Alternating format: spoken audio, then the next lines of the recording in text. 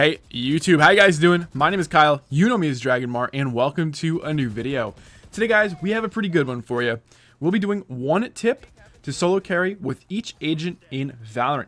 Now, these tips are designed to be for solo players, so please keep that in mind. This is all about sort of taking control of the game on your own and hopefully to help you get those wins. Now, with that being said, before we begin, make sure you guys are following me on Twitch, twitch.tv/Dragonmar. I stream every Tuesday, Thursday, and Saturday, which means if this video goes live on a Saturday, I will be live at 11 a.m. Eastern, so I hope to see you guys there. If you like these tips, that's a great place to ask them as well. And of course, make sure you guys are in the Discord and following on Twitter as well. With that being said though, let's begin. All right, to start things off, we have Breach. Now, as you know, Breach has a pretty powerful ult, and one of the best things you can do in solo queue is use that ult to push into clear sites or to get through tough positions to then entry onto sites. So a great example of that is over here towards C on Haven by Garage. And what you can do here is with his ult, you can send a perfect ult completely through Garage. You see how the entire red cone or the red, like, I don't know, area covers all of window, all of Garage. That's exactly what you're looking for with an ult. So you shoot your ult in like that. It completely engulfs this entire area, and now you have control of a pretty difficult spot to clear. And then there's another ult over here towards A as well. And by the way, these are on every map, ults like this. And the idea here is that you're trying to disrupt a certain spot on the map that is hard to clear out so that your teammates can get in easily. Check this ult here, right? You're clearing all of this cubby over here towards A. You're clearing that close left angle that can be hard to clear, the one that's like right over here. Right there. I mean, this is a perfect ult to help your team get on the site. So if you move it back a little bit like this, see how you even get some of sight as well? I mean, this ult here is huge. And this will allow any of your teammates over here to safely clear this part of sight and help you take A. So yeah, using Breach, solo queuing is all about learning how to use that ult to clear out angles that are tough and then take sites. All right guys, next up we have Brimstone, and you probably know, but I am a Brimstone main, so I get asked this question all the time on stream. How do I carry with Brimstone? What can I do better? You know, what makes someone a good Brim? It's all about the smokes, and it's not just the smokes. This tip is all about executing with smokes. So every single site in the game has executes, and those executes are essentially, you know, pretty well established smoke points, and you smoke all at once while you're taking a site. So on Haven towards a site, a smoke execute would look something like this, with CT being smoked and window being smoked. These are the two smokes you'll always want to do whenever you're taking this particular site. Another great example of smoke executes is on the map Bind. On Bind, there's a 3 smoke execute that I use pretty regularly in my ranked games. It includes smoking out U-Haul, throwing a smoke here on top of truck, and then throwing a smoke down here to connect to the shower wall. And it looks something like this. And as you can see, it blocks off Heaven, U-Haul, and towards showers. This smoke allows anyone to plant rather safely on a site without having to worry about any additional angles. This is by far one of the best executes in the game. And on top of that, you can come over here to B. The B execute is, of course, you want to get rid of elbow anytime you can, and you can either throw a smoke CT or a little close if you want. Generally, people like the CT smoke, and you follow it up with a molly over here in cubby and play off of this. But as you can see, understanding how these smokes work allow you to set the tone for how your team is going to play the round. With Brim, you might be more of a support player, but your smokes can be the reason your team is able to enter onto a site safely and only fight the fights they should be fighting instead of going for those long range fights against people who are in Heaven. Now we're on to Cypher, one of the strongest agents in the game. You're probably thinking, okay, what do you got for us here? Well, first I want to make a quick little tip here. Not necessarily a solo queue only thing, but Cypher on attack, some people forget this, but you should always be using your trips to stop flanks, especially towards the start of the round. Remember, you can always pick those up if you need to, but having these trips down in positions like this will allow your team to focus on taking mid on these maps, which is extremely important, particularly on a map like Haven. Having a Cypher who is not using his tripwires to stop flanks is a big no-no. Now, the real Cypher tip is to understand that Cypher must be played with his utility. So what that means is that as a Cypher, your utility comes generally before buying weapons. So that means it's actually better sometimes to have your tripwires and use a Spectre over not having your utility and using something like a Phantom. And what you want to do is you want to constantly be playing off of your camera for information. Remember, every other agent in the game has to generally peek corners like this to check for enemies coming, but with Cypher, he has so much utility and it's so damn good that all he has to do is play off his camera, play off his trips, or use his cages to tell if enemies are coming. So in this situation here, I would never have to leave sight box here, and I would know exactly when enemies start pushing. Then at that point, I can use my cage, I can dart someone, I can peek safely, knowing no one is going to be able to shoot me from certain angles because I already have checked with my camera. It's really important as a Cypher player, if you guys are trying to carry, especially the lower ranks, that you understand that his playstyle is inherently passive, so you have to adapt to that. And you have to be playing like this, otherwise you're wasting the potential of one of the best agents in the game. And up next, we have Jett.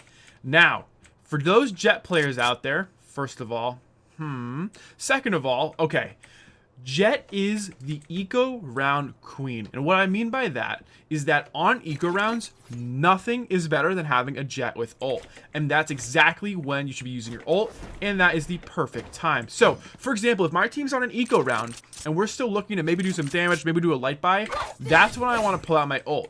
And that's when I want to start using my abilities to my advantage and get ready for that right click. Remember, all it takes is one right click with Jett, get the kill, get the weapon, pass it off to your team, and keep moving. And suddenly you have an advantage. Jett is so important on eco rounds. Not only that, but also for her dash, you know, being able to get into tough spots or around tough spots really quickly. Sometimes the movement is enough to throw people off, but in general, the thing I see the most is that the Jetts I'm watching aren't using their ult enough during ecos, and they're saving it for gun rounds, which makes no sense. Just use your weapons. On eco rounds, in particular, rounds where you maybe really need to get a win, that's when you want to follow your Jett, play off of them, and in particular, for those Jetts out there watching this, make sure you guys are saving your ults for these eco rounds. Trust me, it is going to help you win so many more rounds, and also make sure you guys are using your Q, get that height advantage, float, and then go for your right clicks like that. It's a lot easier to get kills that way. And up next, we have Omen. Omen is an agent that has sort of come into the foreground of competitive play a little bit more after recent buffs. He definitely is in a better spot because of his blind, but the thing about Omen for solo queuing is that his smokes are insane. The reason? He has infinite smokes. So what I mean by this is every 35 seconds, you're going to get a smoke back, so you might as well use it. So in these situations, what ends up happening is, especially at lower ranks, is that players play Omens like they're playing Brim, where they only have a set amount of smokes. Every 35 seconds, I'm going to get a new smoke back. I'm going to use them as much as I can in that case. So what that allows me to do is it allows me to apply constant pressure with his smokes. Constant pressure to areas that allow me to slowly work my way into sites, into positions, without the enemy team knowing exactly where I am. You pair that up with his other abilities, and Omen is actually an incredibly good agent for solo queuing, but in particular, the biggest tip I have for those solo queuing Omens is to make sure you're not being too stingy with your smoke usage. And also, by the way, the distance on this is insane. So make sure you're taking advantage of that as well to help your team. Maybe if they're going into particular positions, or if you're playing on defense, another great option there. But yeah, definitely as an Omen player, you should be making sure you're constantly using your smokes to help your team get into or get out of certain situations. All right, moving on to Phoenix. Now, Phoenix is definitely one of the best solo queue agents in the game. The reason for that is his ultimate. Now, why do I say this? Because this tip is all about using his ultimate to entry onto site. Let's say you want to take B. Well, oftentimes there's going to be tripwires down. So guess what you can do? You can use your Phoenix to get into sites. This can be done on every single site on the game, and honestly, if you can funnel ult to Phoenix somehow, maybe by getting orbs or something like that, this is actually one of the best ways to play attack, is to just follow your Phoenix into sites. He has flashes, he has a wall, and he has an insane ultimate that essentially allows him a free life. And what you actually want to do as a non-Phoenix player is just follow the Phoenix in. Trade out his ultimate death, get the kill, now you're up 5v4 with one less player on site. It's actually incredibly easy to do, and I have found, especially at the higher ranks, that my Phoenixes are doing this more and more, where they'll do everything they can to get their ultimates as quickly as they can, and get all the info they can for us on site as we follow them in, and then we just play off of their death, or play off of their kills on site. It's such an easy way to win rounds, but often what you see as other players who aren't Phoenixes, is your Phoenix just runs in without you being anywhere near them to help. So maybe they just run it down mid and they get shot by an opper. Nothing is gained in those situations, right? So if you are a Phoenix player, make sure you're using your ult around your team and you're having your team follow you in to trade your death. That is by far the easiest way to win these solo queue matches, is to make sure as a Phoenix you're using that ultimate to entry onto site and that your team is sticking with you. Now, with Raze comes a lot of hatred from me, but also comes a little tip here. First of all, guys, make sure you're using your satchel to blow up tripwires, please. But next, the real thing here is to stop wasting your nades off spawn. Yeah, this is a good nade. You know, you might get the kill over there on the guy chilling, but you're probably not going to. He's probably going to move, and it's going to end up being a waste. So instead, make sure you're using your nades to clear spots that you then have the control over to kill a player if they try to get out. Think like that cubby on B towards bind, or over here in pizza, right? Think, okay, maybe a player's gonna be here. What I'll do, I'll toss a nade. Now it lands directly on top of them. They have to run out or they die to the nade. And you're still holding this angle. It's really important that when you use your nades, you're able to sort of follow them up. For example, I think someone might be here. This is a perfectly fine nade. Throw a nade like this, hold this angle here. Exactly. But throwing these nades off spawn every round, you know what I mean? I don't know. It just feels wasteful to me. So I really want, and I think it's really important for Razes to understand that your nade has a lot of value, and it's super important to hold on to it a little bit longer in these rounds and then use it for a little more important things. Now we have Reyna. Now my tip for Reyna comes with using her dismiss ability, so her E while Empress is active, and Empress is obviously her ultimate, because it makes you become invisible. This allows for some pretty awesome plays to be made in solo queue, if you can see where I'm going. What I mean by this is once you ult and you get a kill, you actually want to use your E to reposition. Maybe you're in a tough spot, right? You got maybe 2 or 3 players that are pushing on you, and you have to figure a way out. If you have that ult up, you get 1 kill, immediately E, reposition yourself. Remember, you're invisible throughout the entire thing. Now the enemy knows nothing about where you are. You peek them from a new angle, another kill, reposition yourself again. They have no idea where you are. It's super important that as a Reyna, you understand that you have to be using your Q and E every single time. I see so many people as well breaking LOS with their Q like that. Like, oh, come on, just stay in it. But the real tip here is in ult, make sure you actually are using that E to get out of harm's way. There's no point getting a kill and instantly dying. Use your E. Don't get too cocky, reposition, and live to take another fight. Now we have Sage, the res queen herself. You're probably thinking, all right, what are you gonna say? Like res your teammates or something? No. This is all about wall plants. And if you don't know what a wall plant is, essentially it means what you're gonna do is you're gonna wall off a site and then instantly plant. On bind in particular, it can be very difficult to plant on A if you don't have over by shower and boxes and heaven clear. So what you can actually do, depending if you want to plant from, you come over here and use this as safety, or you can use APC for safety. Either way, you wall right here like this, and you plant for free here. Now, this is a great solution if you don't have all your smokes left on your other agents. Maybe you just smoke Heaven, you clear out U-Haul over here, you get onto site, but you're not sure if someone's hiding maybe in showers at this point or backside. You just throw your wall up just like that, and you don't have to worry about it. All right, let's pretend you're on pistol round now. Well, guess what? Wall planting still works. B site is one of the toughest sites to take on any map in any game, simply because all of the angles. You got to cover C-Link, you got to cover A-Link, you got to cover the flank coming from garden into window, and you got to cover alt mid as well as the garage push. It's insane.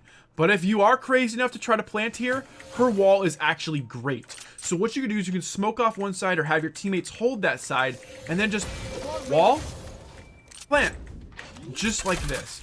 This is all it takes. There are not, for some reason, this isn't common knowledge, so I feel like I have to put this in the video, but doing these walls and making these plants is a super, super easy way to get the bomb down when you don't have enough smokes or you don't have enough utility on your team. Stop wasting your walls to boost yourself up all the time, guys, and start using them to get plants. Just like Phoenix, Sova actually has something about him that makes him incredibly good for solo queue, and that's his drone. Now, if you can get one teammate to work with you, this will work like a charm.